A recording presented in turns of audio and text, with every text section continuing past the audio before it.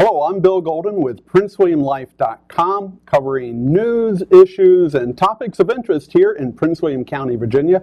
And today I'm very lucky to have a special guest, John Gray, CPA, who's going to talk to us about some education issues, as it were, and some other things too. But before we start, let's learn more about you. Now, very few people are born and raised here in Prince William County. Where are you originally from? I was actually born and raised in the Bronx, New York. Well, we don't have a baseball team to attract you here, or you know, we have the Nationals now. Well, that could be debatable, but I'm a half-season owner to the Washington Nationals. So okay. I'm a big baseball fan. Right. Good. But I was born and raised in the Bronx, and actually it's ancient history, but we moved out of there in 1966 to Long Island, and then long story short, my wife and I and our 4 children moved down here in 1987. And okay, 1987, so that gives... 25 years. 25 years here in the county. Right. Now, you've got CPA behind your name, so do you work for a firm or do you have your own business? Well, I'm self-employed as a CPA. I've been self-employed for 31 years. And 25 of them here in Prince William. Okay. Primarily small business, individuals? Small business and individuals. I don't have a large auditing practice or anything along those lines. I've always centered on small, one-person operation, small business. Right. Well, we're a small business, and I know I've come to trust my CPA over the years, especially after I got my taxes really wrong one year. Really wrong, and we just got that straightened out recently. Well, now, rumor has it, so I've been reading the Sheriff of Nottingham, a local blogger, and I read some of the materials that you put together recently, and I would say that the Sheriff of Nottingham reads your stuff, or reads your numbers. Why don't you tell us about education and kind of the maybe the 900-pound gorilla or dark shadow that may come to Prince William County based upon bookkeeping and teacher retirements or pension fund, etc. Sure. Where this all started is I've long been very intrigued by local government. And in the early 90s, I started working, volunteering my services to local supervisors in the Occoquan district where I live, being Michelle McQuigg. And after Michelle was elected to the state, I worked with her successor, Ruth Griggs, Corey Stewart. I've worked with many of the supervisors on a volunteer basis because I've just been intrigued with local government, and it's government closest to the people. Right. I never did it as the start of a political career, but I just found it fascinating. Well, in order to understand anything, I think you have to understand the numbers. So you have to understand the budgets and things. And I wound up becoming involved in the chamber with the county budget, which then grew into where I am here 20 years later.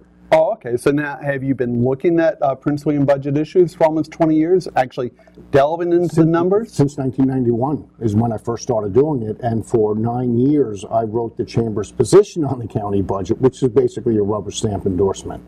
Okay. The chamber president would go up and say rah rah, good job, and that's it, which was about what we would expect. But the more I read, the more I became familiar, and one thing led to the next. It just snowballed. Now, a big topic these days, right, not only in Prince William, but across the country. I mean, we had 2 cities declare bankruptcy last week. 3. 3, okay. 3. So I missed one. That's... well, obviously that's not good news, but core to many of these cities declaring bankruptcy, and it's not a new phenomena over the last few years, is the issue of pension funds, and maybe whether it's over-promising or not being able to keep your promise because you never saved the money to begin with, or mismanaged, whatever. Tell me about Prince William County. We have an issue here, don't we? We have a significant issue that I've spoken about very often with a lot of supervisors while serving on the budget committees. Most of the budget committees just look at the budget and then do a very cursory understanding and ask some good questions, but nobody really goes behind the facts and say, well, what's or look at the calculations. Yeah, they'll sit there and say, okay, we're increasing the police budget for this reason. Let's look at the demographics of this program. Is it working? And again, most of it is rubber stamp work. I felt that we needed to go further in that regard, because it's not just the budget says where the money's going to go to. You got to look at what happened to the money. Right. And that report is called the CAFRE report, the Comprehensive Annual Financial Report. It's a state-required report. If you want to know where our tax dollars have gone to, you have to read the CAFRE report, not the budget. The budget says this is where we think we want to go to. And that's rather short term, right? So things can look rosy in the short term. Oh, absolutely. Right. Now, in the out years, so what you're doing, you've been looking in the out years. How far in advance have you been looking? As far as, looking at where the numbers go, how sustainable are the numbers? Because we really have a sustainability issue. We absolutely have a sustainability issue. And the reason they came up was because of the Great Recession, all right? The Great Recession became the Great Recession because it changed all the rules. This wasn't our father's recession, and it's still not going to be. Everything has changed. The stimulus package, everything at the federal level has changed everything. And a lot of people just don't realize that. But what the Great Recession showed, all right, it didn't cause the problems, it just made them visible. All right? Right. And where it came into play was pension plans. I became interested in the pension plans here because that's an area in the corporate world. I worked for Pete Mark in New York for 5 years, and was fortunate to work on the pension plans, which people think is very boring, but it was pretty interesting work. So I learned the terminology.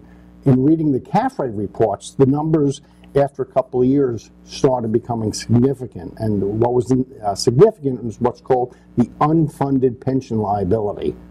All right, when our parents came out of World War II, they worked for a corporation. The corporation said, hey, work for us for 30 years, and we're going to give you a fixed dollar benefit. Defined benefit. That's called a defined benefit. And over the years, they would fund that with certain amounts of dollars. The trouble is that World War II is now 80 years ago, and defined benefit plans were becoming humongously expensive because people are living longer. That's the biggest reason. That issue was kind of skirted over because the stock market was doing very well. Well, in 2001, the over-the-counter market burst. Right. I lost the name on it. That's okay. The dot-com bust burst, and there was that was a bubble that was created, all right, by the Federal Reserve, and it burst, hurt people significantly, and it took years for us to come out of that. But then what happened was, it was only 8 years later when the financial bubble came up. The Great Recession. The Great Recession that was caused by the housing bubble. And I had said for several years before that, we have a housing bubble in Prince William County. Just look at where our real estate taxes are going. I saw it because I'm used to numbers. All right. Well, if it's going to affect the housing, it's going to affect any other liability into the future also. Well, surely, especially since housing is the tax basis Absolutely. For the way our county works. Now, let's look at this word sustainability, because in many respects, I believe some numbers that I saw a couple weeks ago, and you talked about that when a pension fund reaches or drops below maybe 66% funding or something in that neighborhood, that really common wisdom is that that fund is now so unstable that it's not sustainable. The point that I made was that while we can disagree with what the federal government does, or there's a lot of things I can disagree with now, but they don't call me up. All right, they are good with certain things, and one of them is the Department of Labor with pension plans. All right, and once a pension plan, the unfunded liability reaches a point of 70% of the liability is funded, meaning 30% is unfunded. Statistically, over the last 80 years with defined benefit plans, once it gets to 70%, it becomes critical. Because the level of growth just has no chance of moving affecting it. Exactly. Right. Once it gets to 66%, statistically, the overwhelming number of pension plans that are funded to the extent of 66 of liabilities wind up failing. And well, that's ungood. No, it's not good because Yeah. you and I as taxpayers Right. then pick up that benefit. So where are we at? What is our level of... Depends on which pension plan you want to look at Okay. and how you want to interpret it. All right. Okay. My concern started when I started looking at the CAFRE report and then looked back a couple of years and then looked forward and said that the pension liability of the county employees, all right, because the CAFRE report that I was looking at only pertained to the county government. Now, does that include teachers, No. firefighters, and No, it police? doesn't. It just pertains to approximately 3,000 county employees. All right? And then last year, I guess the technical term is I ran for supervisor. I think based on the results, I call it more of a fast walk. Okay? Where you let them know you were here? Okay. But one of my campaign issues was Right. the unfunded pension liability, all right, of the county, because we had reached a point, okay, that at that point we were $200 million unfunded.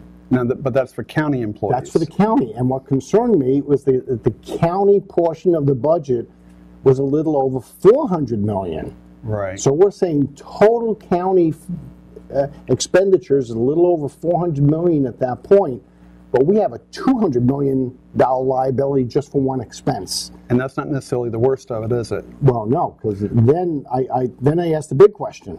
All right, was I called up the county and I said, does this include the teachers? Because the teachers, the school division, all right, is 3 times the size of the county. Right. Don't forget. I believe that's the #1 expense in the county, Yeah, it isn't it? takes up 56.75% of the budget.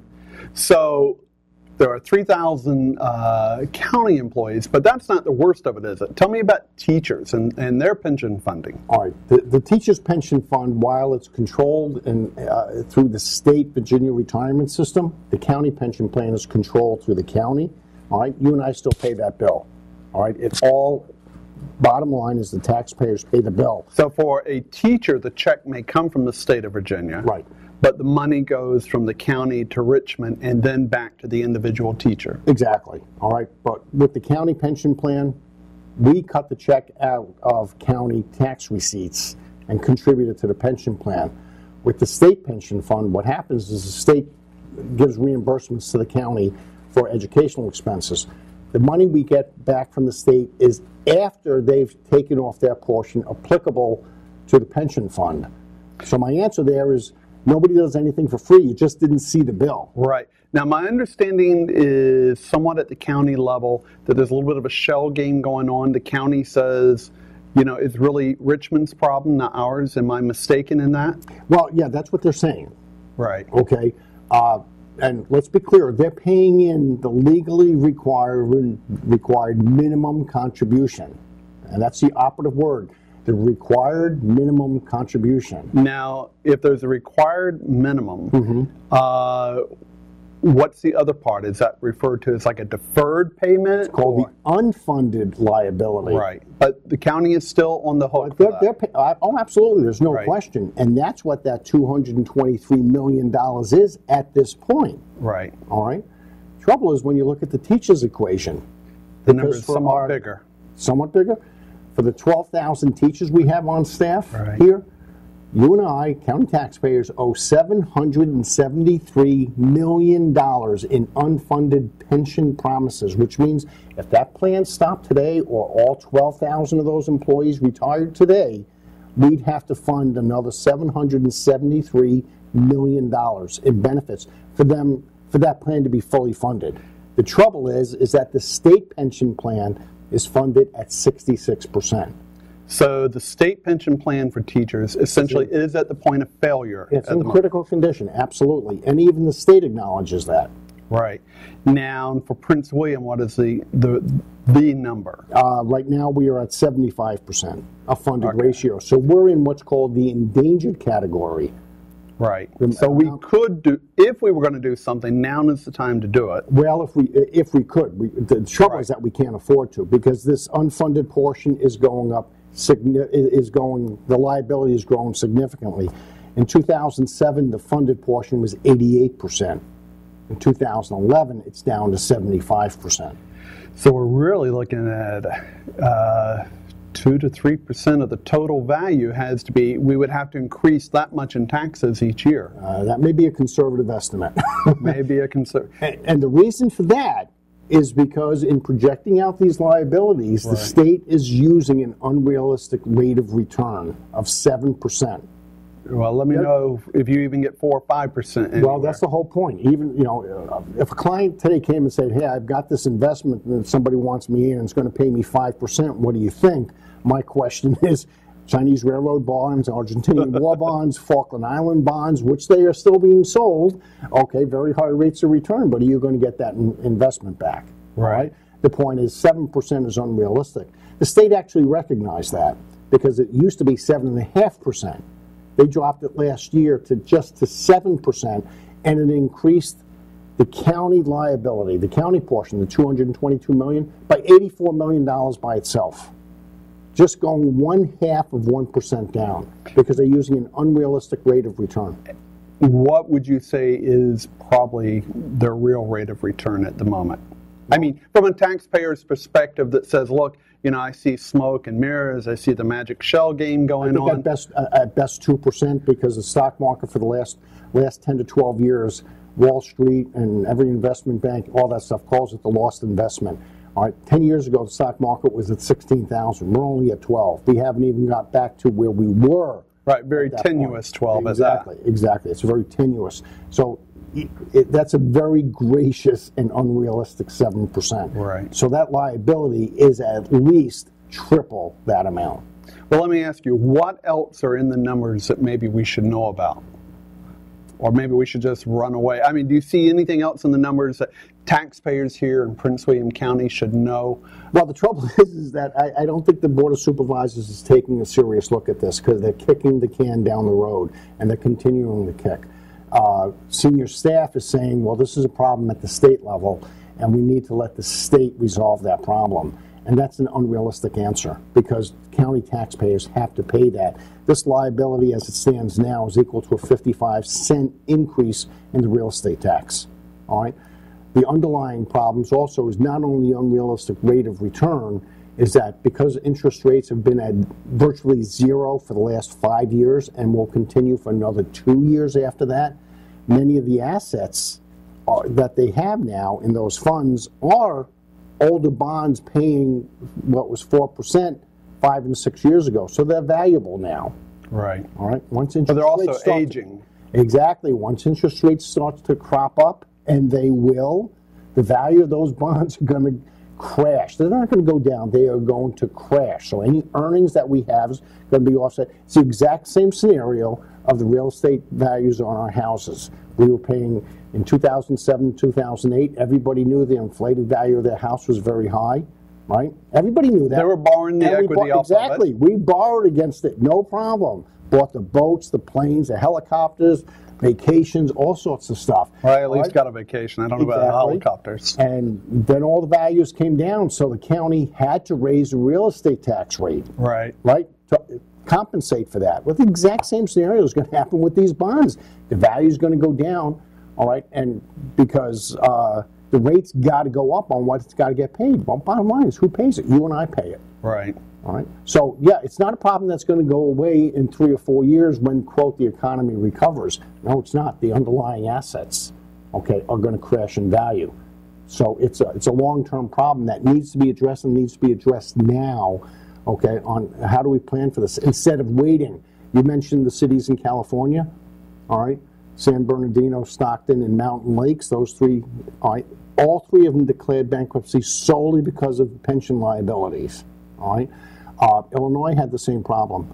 The problem with Scott Walker up in Wisconsin was all based on unfunded liabilities. Michigan's got the same problem. More and more states are coming involved in this.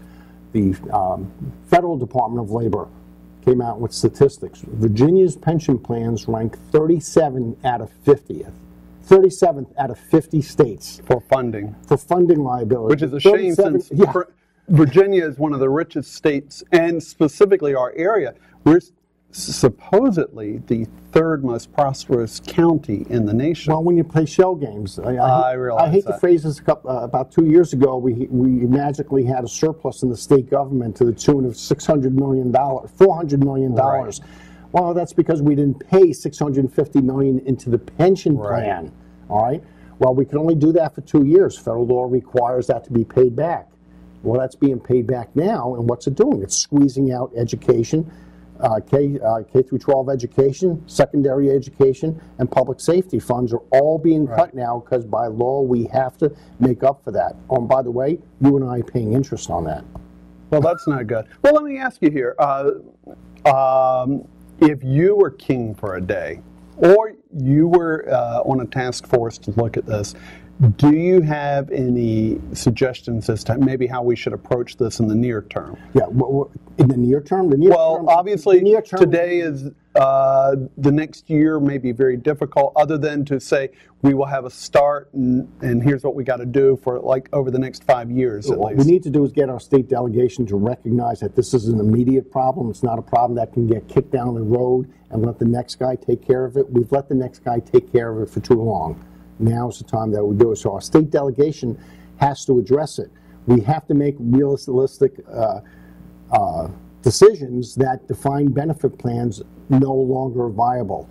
Industry doesn't have it. The federal government doesn't have it anymore. Federal government employees pay into their own pension plans for the most part. They're phasing that out. So in some ways, even if we were to raise taxes, the chances of raising them enough to make a difference is rather dicey then. It's going to squeeze it out, and we're already having that problem. Right. Our own county school board is having that problem. Their contribution to the Virginia retirement system took up an additional $12 million in their budget in the current year. Where's that $12 million coming from? It's coming out of the classroom. Right. Okay, so in many ways what you're saying is we really need to think different. We may even have to change the reality of what a pension fund means for teachers or maybe even the county government. Yeah, exactly. That's the problem, is that the defined benefit plan is a relic that economically isn't viable anymore. The Virginia retirement system, unfortunately, is still there. The state addressed it somewhat last year in its most recent session by requiring new employees, what's called Plan 2 employees, to pay 5% of their salary into what we would call a 401k. Right. Trouble with that is that they then mandated that the government, in our case the county government, give each employee a permanent 5% salary increase to offset that. But in some ways, so let me play the devil's advocate here. Sure. In some ways, really, that is fair because we bring teachers in at a lower pay scale. Many of them are starting out, but they end up 20, 30 years into the career not making as much as other professionals. They may like to teach or whatever. So we're asking them to contribute, and we're not necessarily paying them. Certainly, this is a very expensive county to live in. I believe either the median or median wage is right around $86,000 in Prince William. That's right. And certainly no school teacher, not even a professional, a very senior one, makes anywhere near that. And I completely agree. Right. So this is a good step in the right direction. But it still equals zero improvement. The taxpayer is still paying 100% of that bill. Right. And that's part of the problem. And they're still not paying enough into it to make a difference. What has to happen realistically is that the school division and the board of supervisor has to bite that bullet, make substantial increases in salaries to the teachers, make them far more competitive than what they are, and have us stop with this catch-up that's been going on and on and on, because it's just exacerbating the problem, because we're still effectively a defined benefit program as opposed to what's called a defined contribution program. We have to pay the teachers and the professional staff more in salary so that they can contribute more into that pension. So we move pension planning to them, like many people have with 401ks. Absolutely. They either contribute or they don't, and if they don't, there's nothing in the future. So we one suggestion is we move the teachers towards maybe a 401k plan, but we need to make it worth their while to. We need to make it possible for them to earn a living plus contribute. Well, we already have for the teachers, it's called a 403. Right. All right, so they already have that opportunity. They also have what's called a 457 plan where they can defer some salary. Trouble is the younger teachers who we need to attract for longer term employees can't afford to do that because the salaries are too low. Sure, I've worked with helping recruit teachers to the county. Sure. To where they need federal funding even to be able to afford to live in this county. But that's exactly the point. The people who can take advantage of the full benefits of the 403 and the 457 are the longer term employees who are the short term retirees. Okay. Right. And they're making enough now that they can afford to do it. But we have to build for the future, not cover from the past. And so we've got to gear towards that and reprioritize where our expenditures are going. And that's got to be done both at the school board level and at the Board of Supervisors. They just can't wash their hands of it just because, well, we give them 56.75% of the budget.